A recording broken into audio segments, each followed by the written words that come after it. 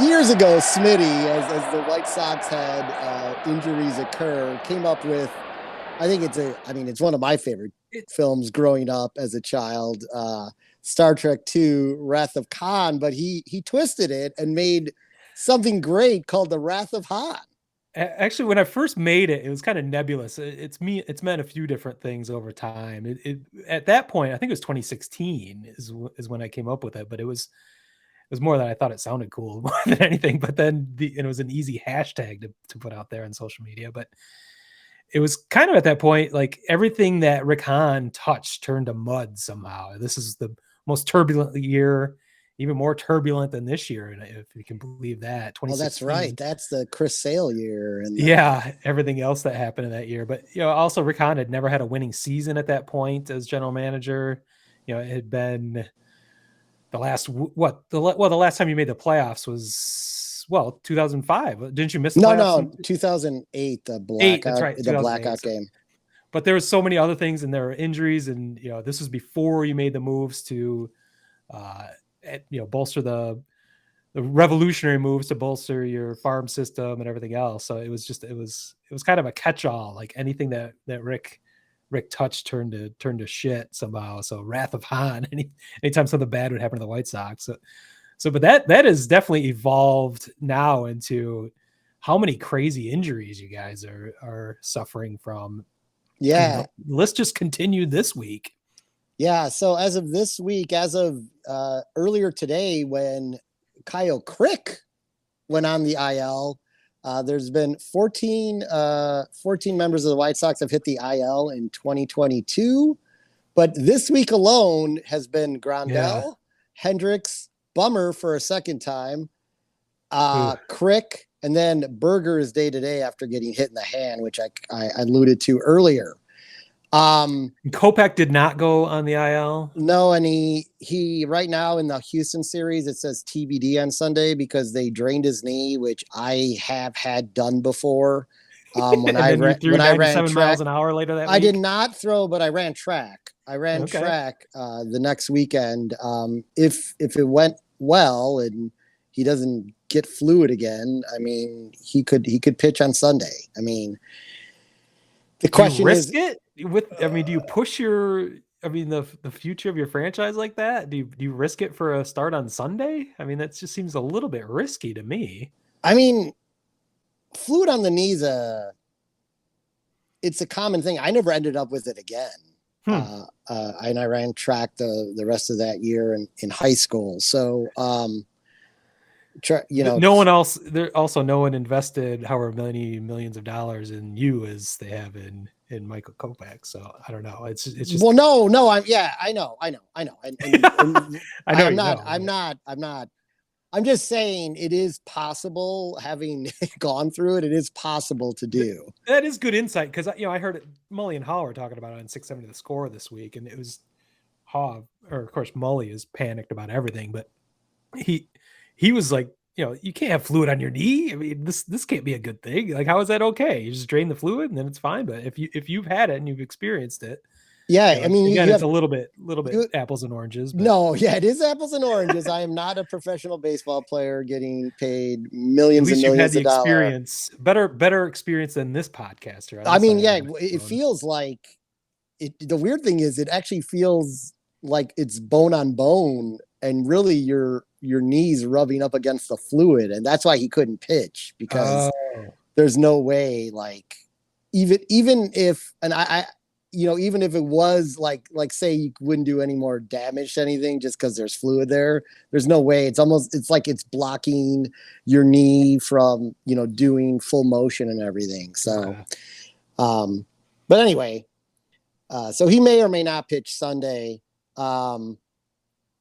But that aside, there are some real, like, Wrath of Hahn members, like, in the White Sox organization that I thought was worth covering. And it goes back to, we'll start with Eloy Jimenez, because, he's not injury prone, but, you know what? Maybe he is injury prone, as you and I both thought. Since 2019, he's been on the IL 4 times and he's been day to day 7 times. By the way, you can look these stats up by just typing in the player's name, injury history, and it'll take you to this page on Fox Sports. Yohan Moncada, maybe another one suffering from the Wrath of Hahn, who is part of the first blockbuster trade, really, that well, they both were part of the blockbuster trades at the beginning of the rebuild. Since 2018, he has been on the IL 3 times, and he has been day to day 10 times. And he's got long COVID.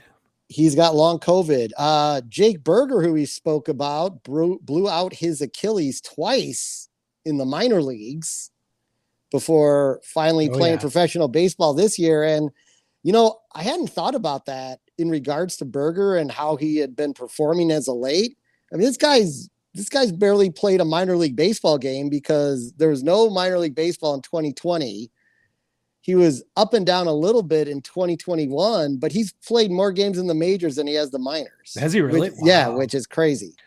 So what's going on with his hand? I saw he got hit. I didn't realize he went on the IL already. Oh no, he's not on the IL. He's just day to day. They think he's going to play. They think he's going to play tomorrow. Okay. I mean, not tomorrow. They're off tomorrow. He's going to play Friday. Okay. They just wanted to air. They did flash to the dugout and he was like moving around. He was holding a bat. Maybe that's part of his like therapy to keep the blood flowing in there. But, you know, we'll see. We'll see if I think they'll need him in the Houston series for sure. Michael Kopech, who we were just talking about, had Tommy John surgery in 2018, missed the entire 2019 season, missed the entire 2020 season, not because he wasn't healthy, because he took the COVID opt-out to deal with marital problems. So, and now we've got this, maybe we'll see how this the fluid on the knee thing shakes out. But I think the Hall of Fame, and what may really give this Wrath of Hahn segment legs, and we won't know this till the end of the season, or maybe we might know in another month or so.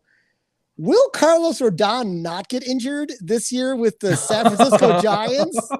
Wow, I hadn't thought about that. And if he doesn't, is there truly is Rick Hahn like a cursed general manager? Boy, I hadn't even considered that. Yeah, we'll have to stay tuned.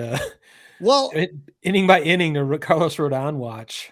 Yeah, and we'll get more into Carlos Rodon's lights out performance last week. So I don't know. It doesn't look good for Rick Hahn right now, being the catalyst of everything bad with the White Sox, maybe. Yes. I don't know.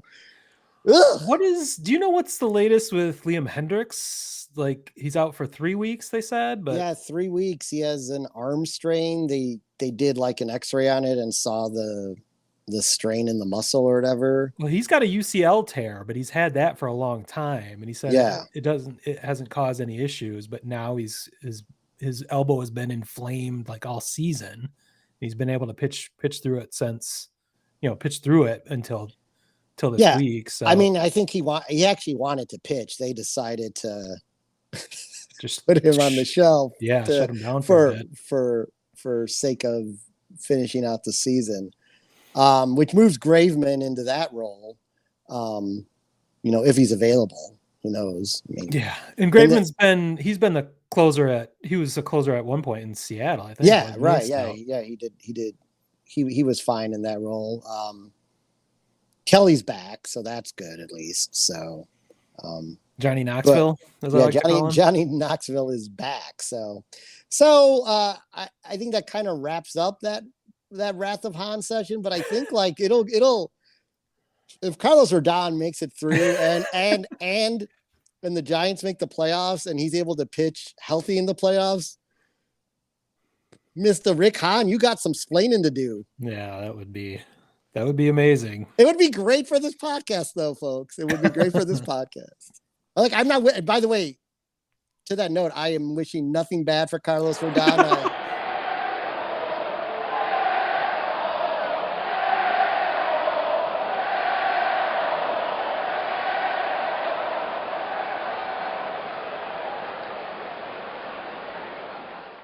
We're at home Media.